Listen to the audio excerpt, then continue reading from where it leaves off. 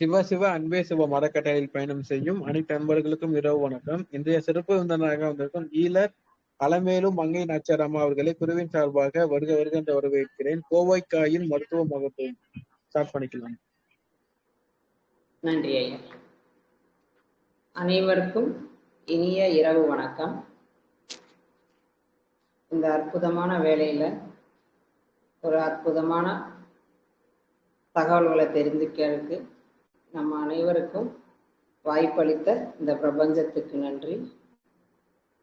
இதை ஏற்படுத்தி கொடுத்த ஐயா அவர்களுக்கு நன்றி. நம்மளுடைய வகுப்பை இப்ப பார்ப்போம். இறைவன் படைப்புல ஒவ்வொன்றுமே அற்புதமான விஷயங்கள் தான். பஞ்சபூதங்கள் ஒரு அற்புதம் தான். உணவு ஒரு அற்புதமான ஒரு விஷயம்தான். இந்த பஞ்சபூதத்துக்கும் உணவுக்கும் பார்த்தீங்கன்னா அவ்வளவு சம்பந்தம் இருக்கு. ஒரு பூதம் ஏற்ற இறக்கத்தோட, பஞ்சபூதம் எப்படி அண்டத்துல இருக்கோ அதே தான் பிண்டத்துல இருக்கும் அப்படின்னு சொல்லுவாங்க. அங்க ஏற்ற இறக்கம் ஏற்பட்டுச்சு அப்படின்னா பூமியில ஒரு சீதோசன நிலைகள் எல்லாமே மாறும். அதே மாதிரி உடல்லையும் பஞ்சபூதங்களோட ஏற்ற இறக்கம் ஏற்பட்டது அப்படின்னா அது தொந்தரவுகளாக வெளிப்படும். அவருடைய படைப்புல எல்லாமே அற்புதம் அப்படின்னு சொல்லியிருக்கோம். அதே மாதிரி இதுல உணவு அப்படிங்கிறது ரொம்ப ரொம்ப ஒரு அற்புதமான விஷயம். நமக்கு ஒரு 2 மூலாதார சக்தி இருக்கு. ஒன்று சிறுநீரகம், இன்னொன்று அப்படின்னு பார்த்தீங்க அப்படின்னா கல்லீரல் அப்படின்னு சொல்லுவோம்.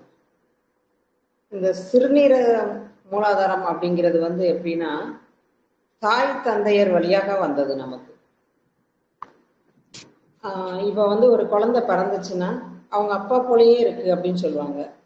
சிலர் அம்மா போல. சில விஷயங்கள் அந்த குழந்தை செஞ்சுச்சுன்னா எங்க தாத்தா இப்படிதான் செய்வாங்க, எங்க பாட்டி இந்த மாதிரி தான் பேசுவாங்க, எங்க அத்தை இப்படிதான் நடப்பாங்க, அதே போலயே இந்த குழந்தை செய்யுது அப்படின்னு சொல்லுவாங்க.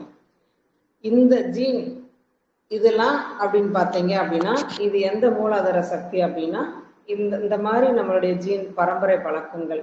அவங்களுக்கு இந்த இடத்துல இப்படி இருந்துச்சு, மச்சம் இருந்தது, அதே மாதிரி இப்படி இருக்கு, அவங்களுடைய முடி இப்படி இருந்தது, அதே மாதிரி இந்த குழந்தைக்கு இருக்கு அப்படின்னு சொல்லிட்டு நம்ம முன்னோர்களை சொல்லி அந்த குழந்தைக்கு அதே பழக்க வழக்கங்கள், அதாவது முகபாவனைகள் இதெல்லாம் பார்த்தீங்க அப்படின்னு பார்த்தீங்கன்னா இது இந்த சிறுநீரகத்தோட மூலாதார சக்தியில இருந்து வர்றது.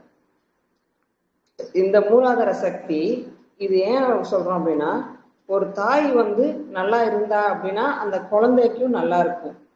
அந்த தாய் கருவுறும் போதே உடல்நிலை பாதிப்பு இதெல்லாம் இருந்ததுன்னு வச்சுக்கோங்களேன், அந்த பாதிப்புலாம் குழந்தைக்கும் வரும்.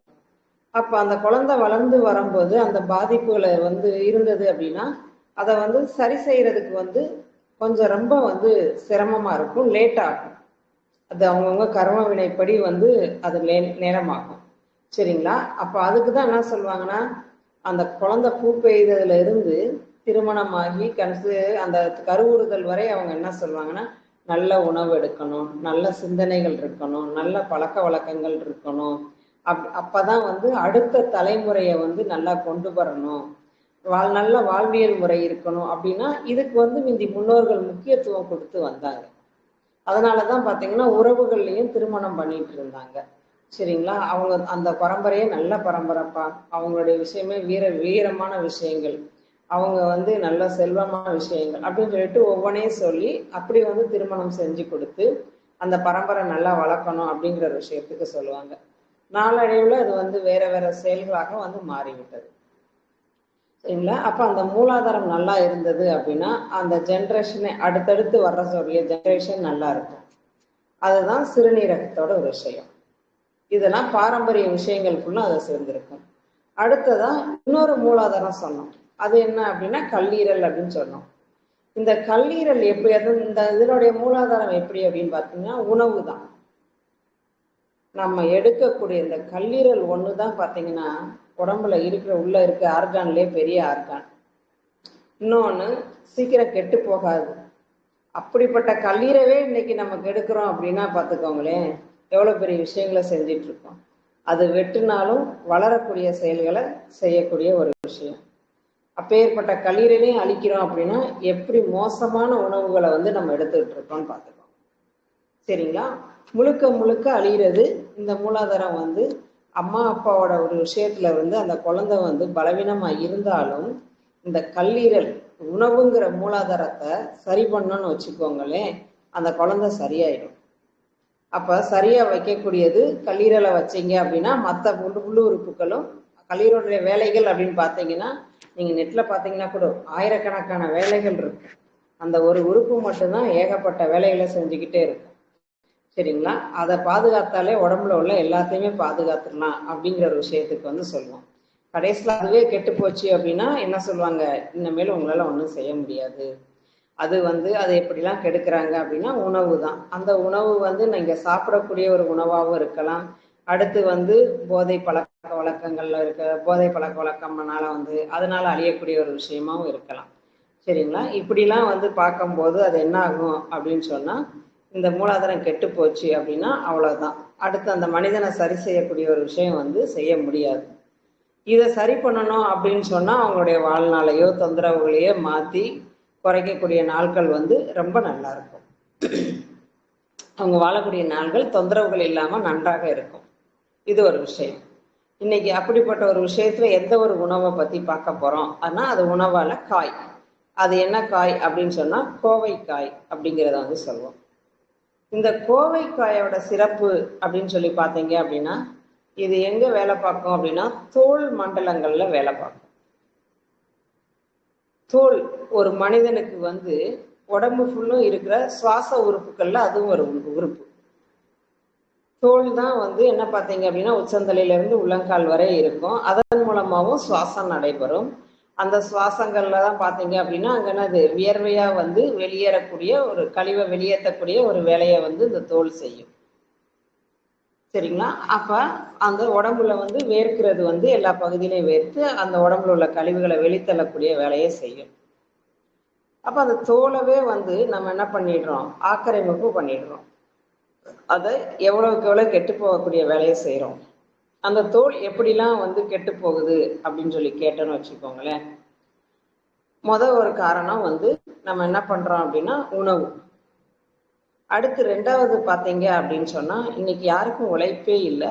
அந்த உழைப்பு இல்லைன்னாலும் என்ன பண்றாங்கன்னா யாருக்கும் வேர்க்கக்கூடாது அப்படின்னு சொல்லிட்டு எந்நேரமும் என்ன பண்றாங்க ஏசியில தான் இருக்கணும் அப்படிங்கிற ஒரு ஏசி, எங்க போனாலும் ஏசி பயன்படுத்தணும் அப்படிங்கிற ஒரு விஷயம். ஆஃபீஸ்ல இருந்தாலும் ஏசி, வீட்டில் இருந்தாலும் ஏசி, ஏதாவது எந்த இடத்துக்கு போனாலும் ஒரு கார்ல போனீங்கனாலும் ஏசி. உடம்பு வேர்த்து அந்த கழிவு அதை எப்படிதான் வெளித்தள்ளும். அதை வெளித்தள்ளாம நம்ம என்னெல்லாம் பண்ணணுமோ அந்த வேலையை செஞ்சுக்கிட்டே இருக்கும். சரிங்களா? உணவு மூலமா பண்ணுது. அடுத்ததா என்ன பண்றோம், ரெண்டாவதா வந்து நம்ம யூஸ் பண்ற ஏசி. மூணாவதா ஒரு விஷயம் என்ன அப்படின்னு சொல்லி பார்த்தீங்கன்னா நிறைய இன்னைக்கு வந்து அலங்கார பொருட்கள் வந்து பயன்படுத்துறாங்க. பெண்களும் சரி ஆண்களும் சரி ஒவ்வொன்றுக்கும் ஒவ்வொரு கிரீம் வகைகள் சொல்றாங்க. Sunscreen lotion, night cream lotion, பகல் கிரீம் லோஷன், என்னமோ நிறைய. அடுத்தது வந்து இன்னொன்று சோப்பு. இப்படி எல்லாத்தையுமே அந்த தோல்ல வந்து அந்த துவாரங்களை மறைக்கக்கூடிய வேலையை, அதை வந்து கெடுக்கக்கூடிய வேலையை எப்படிலாம் செய்யணுமோ எல்லாத்தையுமே செய்யறோம். அப்ப அந்த தோல் எப்படி பாதுகாப்பா இருக்கும்? கண்டிப்பா இருக்காது. அடுத்ததா பாத்தீங்க அப்படின்னா நீர் பற்றாக்குறை, அதாவது நீர் சத்து குறைவுன்னு சொல்லுவாங்க. சரியா யாருமே தண்ணி குடிக்கிறது இல்லை. அந்த தண்ணி எல்லாம் குடிக்கல அப்படின்னா அந்த தோல்லாம் என்ன ஆகும், நீர் சத்து குறைஞ்சிருச்சுன்னா நாளடைவில் வந்து சுருக்கங்கள் விழ ஆரம்பிச்சிடும். உடம்புல வந்து எனர்ஜி குறையுதுங்கிறத வந்து அந்த தோள்களே வந்து நம்மளுக்கு காட்டி கொடுத்துரும். சரிங்களா? இப்படிலாம் வந்து அந்த தோல் மண்டலத்துல எந்தெந்தெல்லாம் எப்படிலாம் நம்ம கெடுக்கிறோம் அப்படிங்கிற ஒரு விஷயத்த வந்து செஞ்சுக்கிட்டு இருக்கோம். அதை இனிமேலாவது கொஞ்சமாவது பாதுகாக்கணும் அப்படிங்கிற ஒரு விஷயத்துக்கு பார்ப்போம். வந்து நல்லா வேர்வை வர்றது மாதிரி உடல் உழைப்போ இல்லை உங்களுக்கான ஒரு 15 நிமிஷம் 20 நிமிஷம் ஒரு அரை மணி நேரமாவது வந்து குறைஞ்சது உங்களுக்காக டயத்தை ஒதுக்கி உங்களோட உடல் ஆக்டிவேஷன், ஒரு ஜாயிண்ட் எக்ஸசைஸையாவது பண்றீங்க, கொஞ்சம் தூரம் நடக்கிறீங்க அப்படின்னா ரொம்ப நல்ல விஷயம், அதை செய்யுங்க. இரண்டாவதா பார்த்தீங்க அப்படின்னா எண்ணெய் குளியல் அப்படிங்கிற ஒரு விஷயத்த வந்து எடுத்து அதை பாதுகாத்து வைக்கலாம்.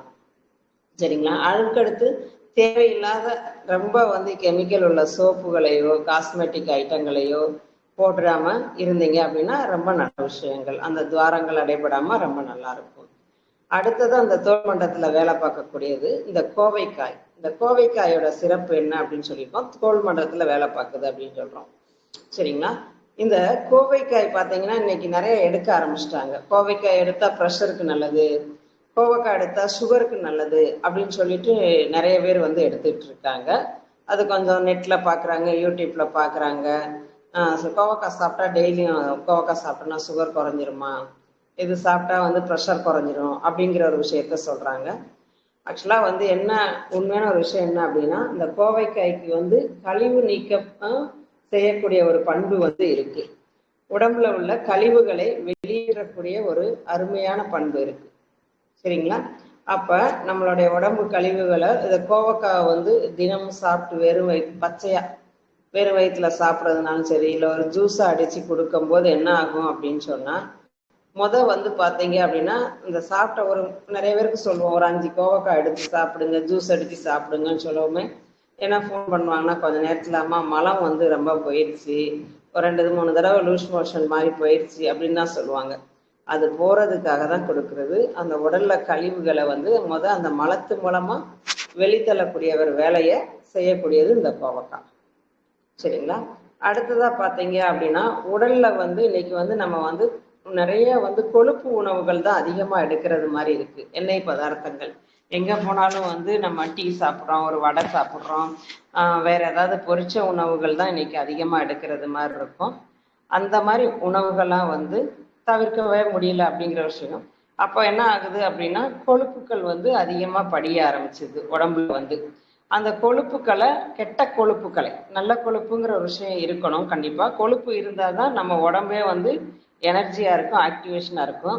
ஆனா அதுவே வந்து அதிகமா கெட்ட கொழுப்பா மாற ஆரம்பிச்சிச்சுன்னு வச்சுக்கோங்களேன், இங்க எப்படி நம்மளுக்கு எனர்ஜி இருக்குமோ அங்க எனர்ஜி இல்லாமையே போயிடும், ஆற்றல் வந்து கம்மியாயிடும். சரிங்களா? சோர்வுகள் தான் அதிகமாகும். அப்ப அந்த கெட்ட கொழுப்புக்களை கரைக்கக்கூடிய வேலையும் வந்து இந்த கோவக்காய் செய்யும். இது சாதாரணமா தினமும் வந்து ஒரு கோவக்காய் வந்து எடுத்துக்கிட்டே வரலாம். இல்ல இதெல்லாம் நீரிழிவு நோயாளியா இருக்காங்க அப்படின்னு சொல்லி பார்த்தீங்க அப்படின்னா, இந்த நீரிழிவு நோயாளிக்கு பார்த்தீங்க அப்படின்னா மெயினா தோல்ல தான் அவங்களுக்கு தொந்தரவுகள் ஜாஸ்தியா காட்டும். ஒண்ணு கருப்பு கருப்பா படியும், அப்படி இல்லைன்னு வச்சுக்கோங்களேன் அந்த ரொம்ப ஒரு மாதிரி வெடிப்பு மாதிரி, பித்த வெடிப்பு மாதிரி வந்து இருக்கும். அடுத்ததான் மலச்சிக்கல் இருக்கும். அந்த மலச்சிக்கல்னால வந்து அவங்களுக்கு தோல்லாம் ட்ரை ஆகி வெடிப்புகள் உருவாகி கருப்பாகி, இல்லாட்டினா சொறி சொறியா வர்ற ஒரு விஷயங்கள் வந்து இது மாதிரி தோல்ல நிறைய தொந்தரவுகள் காட்டும்.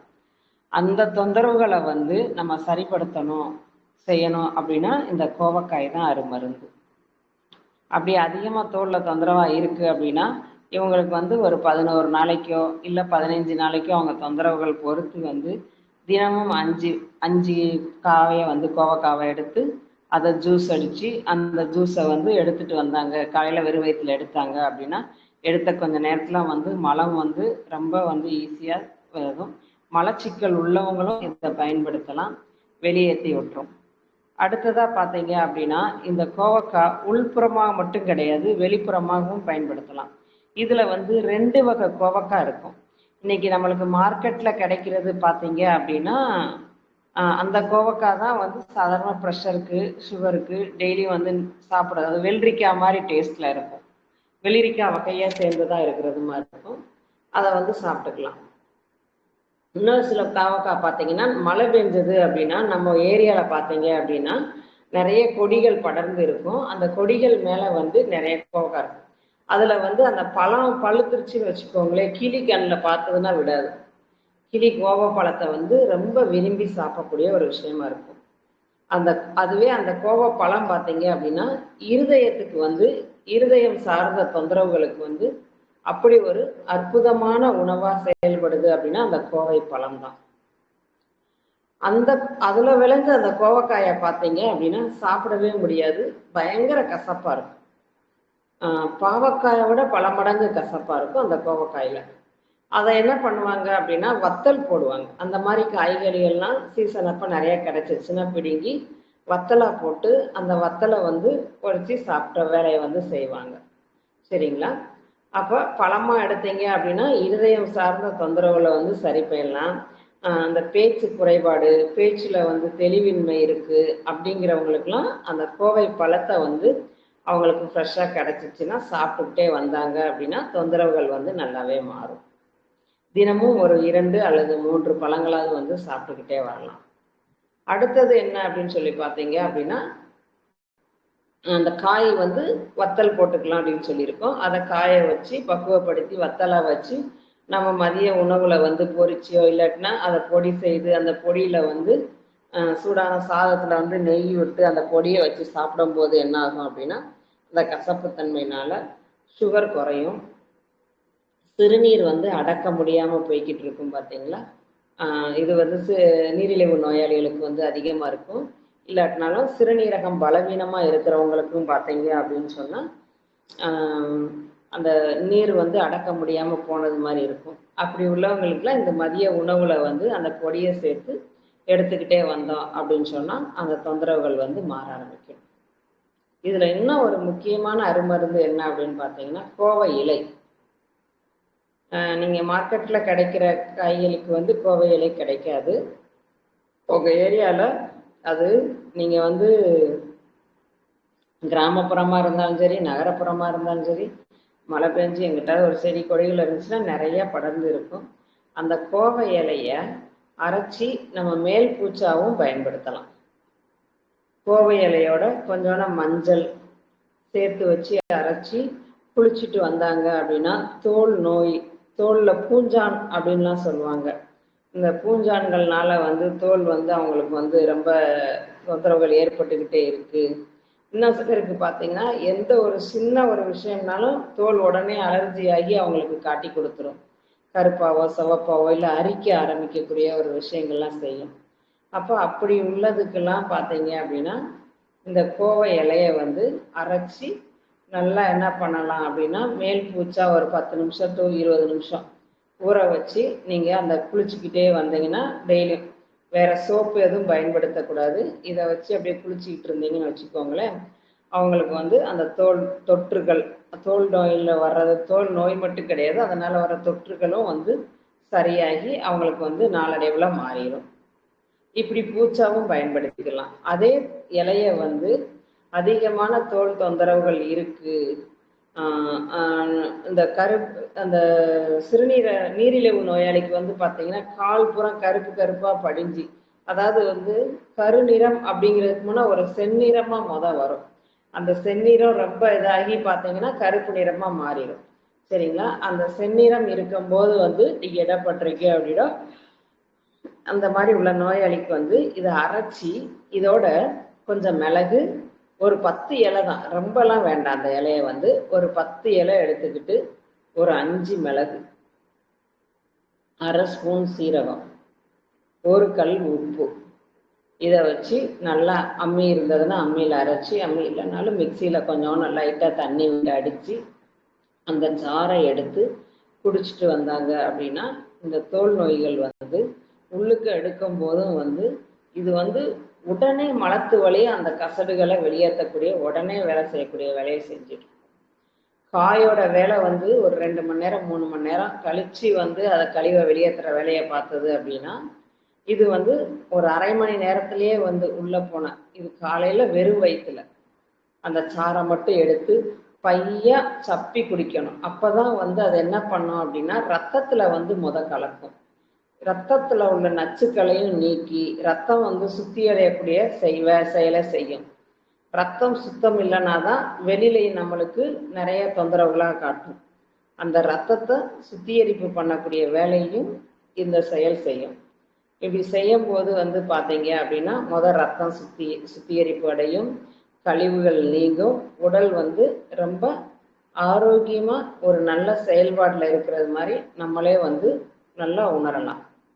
சரிங்களா? இப்போ கோவக்காயோட தோல் கோவக்காயோட இலைய பார்த்தோம். உள்புறமாகவும் பயன்படுத்திக்கலாம், வெளிப்புறமாகவும் பயன்படுத்திக்கலாம். அடுத்ததான் கோவக்காயை வந்து 2 வகை கோவக்காய் சொன்னோம். அதை உள்ளாடியும் பயன்படுத்திக்கலாம், வெளியிலையும் ஒரு காயை வந்து வத்தலா பயன்படுத்திக்கலாம், ஒரு காயை வந்து உணவா எடுத்துக்கலாம் அப்படிங்கிற ஒரு விஷயத்த சொல்லியிருக்கோம். இது தோல் தொந்தரவுக்கு மட்டும்தானா அப்படிங்கிறது மட்டும் இல்லாம என்ன சொல்லியிருக்கோம் அப்படின்னா, உடலில் உள்ள கெட்ட கொழுப்புகளை கரைக்கக்கூடிய வேலையை செய்வதும் இந்த கோவக்காய் தான். சரிங்களா? அடுத்ததா பார்த்தீங்க அப்படின்னா, மலச்சிக்கலை போக்கக்கூடிய செயல்களை செய்வதும் இந்த கோவக்காய் தான். மலச்சிக்கல் பலச்சிக்கல் அப்படின்னு சொல்லுவாங்க. சரிங்களா? அப்ப அந்த மலச்சிக்கலை வந்து ஈஸியா அகற்றக்கூடிய ஒரு வேலையை, அதுல உள்ள கசடுகளை, அதுல ஒடினா சிலருக்கு மலம் பார்த்தீங்க அப்படின்னா நாற்றம் எடுத்து, மலம் நான் டெய்லி போறேன், எனக்கு நல்லா தான் போகுது, ஃப்ரீயா தான் போகுது, ஆனா மலத்துல வந்து நாற்றம் வருது அப்படின்னு சொல்லுவாங்க. சரிங்களா? அந்த மலத்துல நாற்றம் வர ஆரம்பிக்குது அப்படின்னா உள்ளம் நாற்றம் அடிக்க ஆரம்பிக்குது, நம்மளுடைய உள் உறுப்புகள் வந்து அழுகல் ஆரம்பிக்குது அப்படின்னு சொல்லி தான் அர்த்தம். சரிங்களா? அந்த அழுகல் வந்து அது வந்து வெளியில தெரிஞ்சு ரொம்ப தொந்தரவா மாறங்குள்ளையும் அது வந்து ஃபர்ஸ்ட் என்ன காட்டும், மலத்திலேயே காட்ட ஆரம்பிச்சிடும். அப்ப அந்த மலத்தை கவனிக்காம விட்டாதான் என்ன ஆகும் அப்படின்னா உடம்புல வாடை வர ஆரம்பிக்கிறோம். சிலருக்கு பார்த்தீங்க அப்படின்னா உடம்பு வந்து அவங்களுக்கு தெரியுமா என்னங்கிறது தெரியாது, அந்த கிராஷ் பண்ணும் போதே வந்து ஒரு மாதிரி ஒரு சிலர் சொல்லுவாங்க பால் வாடை அடிக்குது, இவங்களுக்கு இல்லை வேர்வை வாடை ரொம்ப வருது, இல்லை ஒரு மாதிரி பழுகல் நாற்றம் அடிக்குது அப்படிங்கிற ஒரு விஷயத்த வந்து சொல்லுவாங்க. அவங்களால சில பேர்லாம் உணர்ந்துருவாங்க நமக்கு அந்த வாடை வருது அப்படிங்கிறது. சிலர் உணர முடியாது, பக்கத்துல உள்ளவங்க தான் உணர்ந்து சொல்லுவாங்க இந்த வாடை வருது, உங்களை கவனிச்சுக்கோங்க, உள்ள வந்து ஏதோ தொந்தரவு இருக்கு அப்படிங்கிற ஒரு விஷயத்துல காட்டும். அப்ப அப்படிப்பட்ட தொந்தரவுகள் இருந்தாலும் இந்த கோவக்காயை எடுக்கும் போது செஞ்சுக்கலாம். இது மருந்தா பயன்படுத்தும் போது பச்சையா பயன்படுத்தினீங்க அப்படின்னா ரொம்ப சிறப்பா இருக்கும். அடுத்ததா பார்த்தீங்க அப்படின்னா சமைச்சும் இதுல பயன்படுத்தலாம். எங்களால குழந்தைங்களுக்கெல்லாம் வந்து பச்சையா குடிக்க மாட்டாங்க, அவங்களுக்கெல்லாம் சமையலுக்கு வந்து பயன்படுத்தணும் அப்படின்னு சொன்னா அதை வந்து ஃப்ரை பண்ணாம செய்யாம நம்ம வேக வச்சு, அதை நீங்க குழம்பா வச்சு கொடுப்பீங்களோ இல்லை ஒரு கூட்டு மாதிரி வச்சு கொடுப்பீங்களோ, எதுலாவது ஒரு விஷயம் செய்யணும். இல்லை அதுக்கு மீறினா கோவக்கான்னு சொன்னோன்னா இன்னைக்கு என்ன அப்படின்னா ஃப்ரை பண்றதுல எண்ணெயில விட்டு பொரிச்சு எடுக்கிறது தான் நல்லா இருக்கு அப்படிங்கிற ஒரு விஷயத்துக்கு எடுக்கிறாங்க. அந்த மாதிரி இல்லாம ஒன்று ஆவியில வேக வச்சு கொடுக்கறதுனால கொடுத்துக்கலாம், இல்லை நீர்லயே வேக வச்சு நம்ம வந்து எந்த தண்ணியில வந்து இதை கட் பண்ணி போட்டு வேக வச்சு அதுல நம்மளுக்கு தேவையான மசாலாக்களை கலந்து செஞ்சு நம்ம கொடுத்தவங்க அப்படின்னு சொன்னீங்கன்னா ரொம்ப நல்லா இருக்கும். இன்னும் சில ஏரியால என்ன பண்ணீங்க அப்படின்னா இப்ப இதை எப்படி ஒவ்வொன்றையும் ஊறுகாய் போடுறாங்களோ அதே மாதிரி கோவக்காவையும் வந்து என்ன பண்ண ஆரம்பிச்சிட்டாங்க அப்படின்னா ஊறுகாவா போட ஆரம்பிச்சிட்டாங்க. சரிங்களா? அப்படி கோவக்காவை வந்து கோவக்காய் நல்லது தானே, அதனால நாங்கள் கோவக்காய் ஊறுகாய் எடுக்கிறான்னு ஊறுகாவாக வந்துருச்சு அப்படின்னாலே வந்து அது மருத்துவத்துக்கு ஏற்ற ஒரு விஷயமே கிடையாது. அதனால வந்து நேரடியா மருத்துவத்துக்கு வேணும் அப்படின்னா நேரடியா பயன்படுத்துங்க.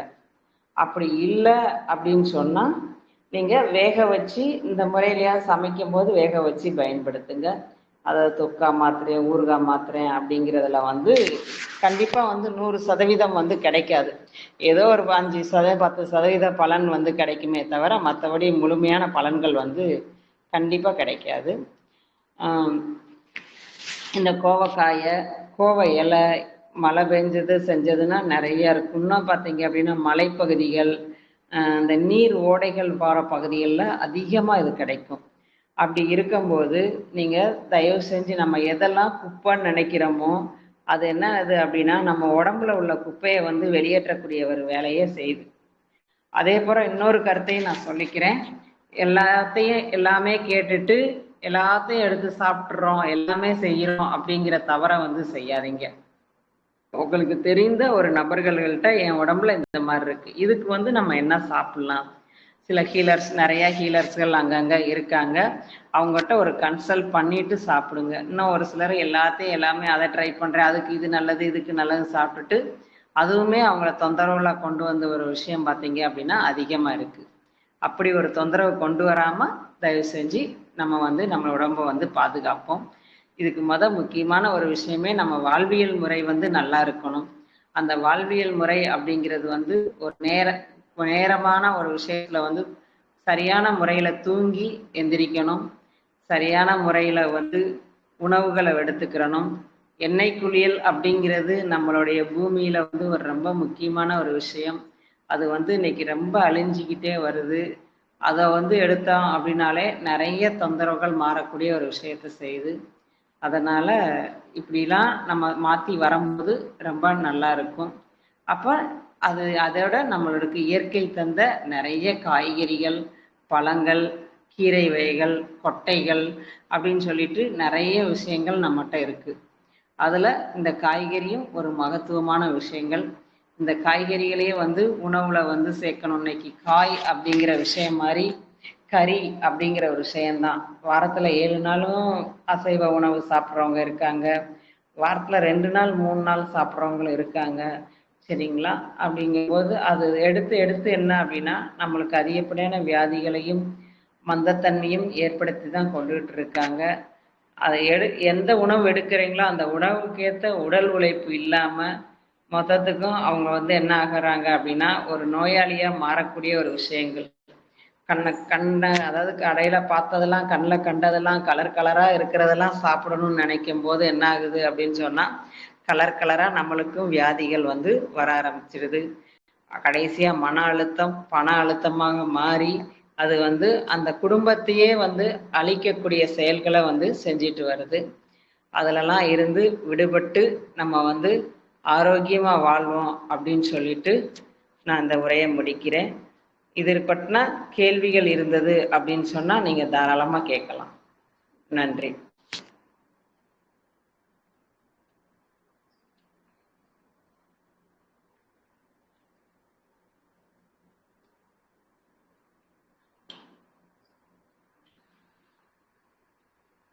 நன்றிங்க. கேக்குதுங்களாமா? கேக்குதுயா. ஒரே ஒரு நிமிஷம். என்ன டவுட்னா டவுட் கேட்கலாம். சித்தேஸ்வரன் ஐயா, ஈஸ்வரமா நீங்க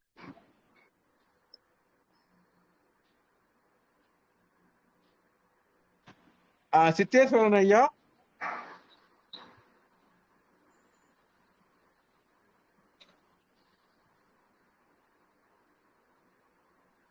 சித்தேஸ்வரன் ஐயா, பாண்டீஸ்வரி மேடம், டவுட் எதுவும் இல்லைங்களா? கோவக்காவின் மருத்துவத்தை பத்தி நிறைய விஷயம் ஷேர் பண்ணிருக்காங்க. டவுட் எதுவும் இல்லையா?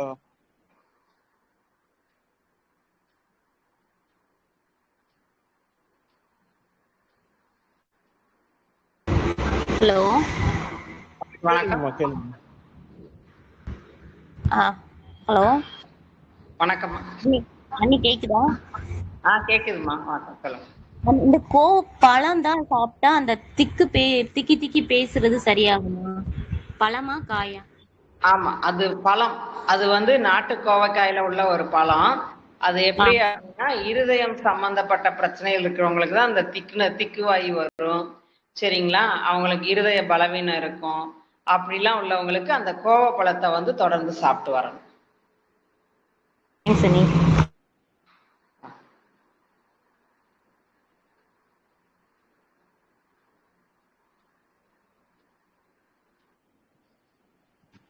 வேற யாருக்குன்னா கேள்விகள் இருக்கா?